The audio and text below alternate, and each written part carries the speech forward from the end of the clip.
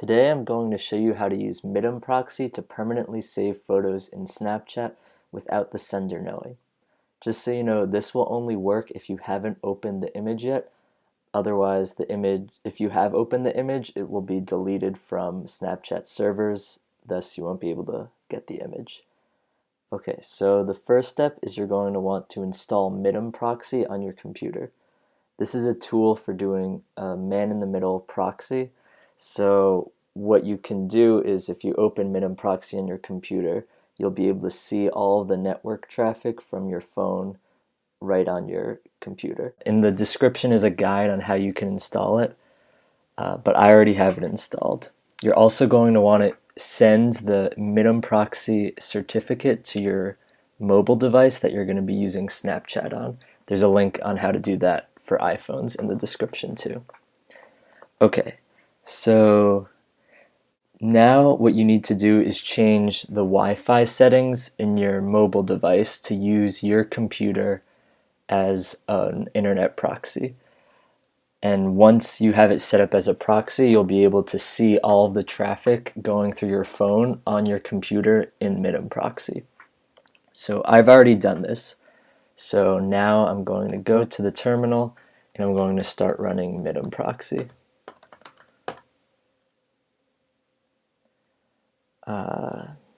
Okay, so I've got Mitmproxy running and I'm going to go on my phone and now I'm going to open Snapchat. Okay, now you can start to see some things coming in. So what I'm going to do is I'm going to, just for this demonstration, send myself a Snapchat image. So I'll send this and I'm going to send it to myself.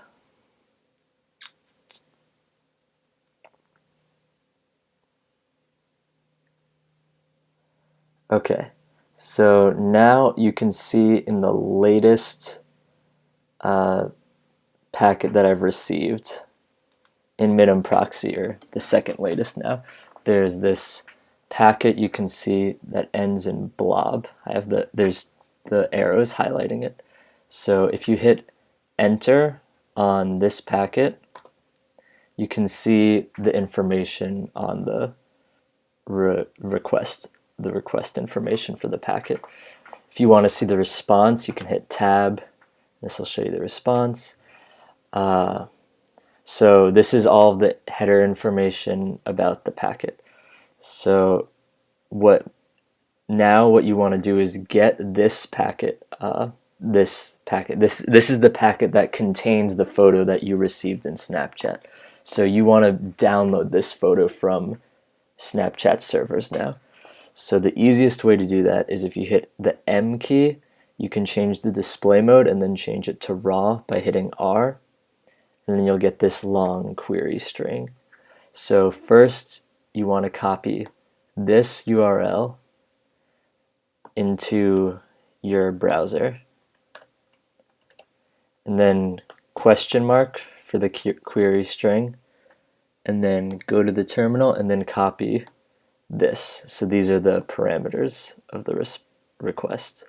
So go here and then paste the rest and then hit enter, and then you've downloaded this file called blob, which went to my downloads folder. So if you look at what this file is, let me move it somewhere else. So if you move this file blob, I'm going to quit Mitmproxy, Q yes,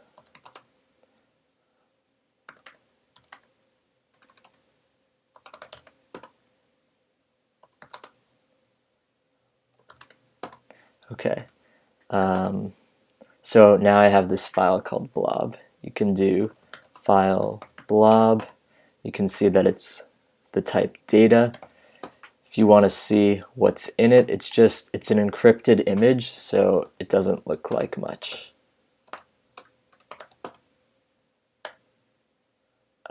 Yeah, it just looks like junk. But I'm going to show you now how you can decrypt this image to view it. So I wrote a script that will automatically decrypt a Snapchat encrypted image. I borrowed most of my code and a lot of what I learned for this video from someone named Amelia Cuss. There's a link to her blog post about Snapchat in the description, but here is the code that I'm using.